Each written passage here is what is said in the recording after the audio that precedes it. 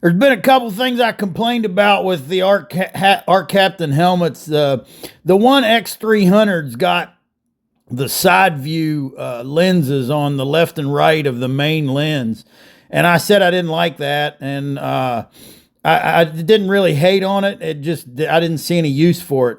The other thing that's I've complained about a little bit. I don't know. I've noticed that with the different Arccaptain hoods that I've got, they take different clear lenses. So you got to have a whole bunch of different clear lenses. You know, it'd be nice if they all took the same thing. And then after complaining about all that, my Arccaptain contact sent me this new Hyperview helmet, and it's got the side shields and takes a completely different kind of clear lens than anything else. But we're going to give it a try. It was a little too long in the bottom. I trimmed it off, and now I kind of like it.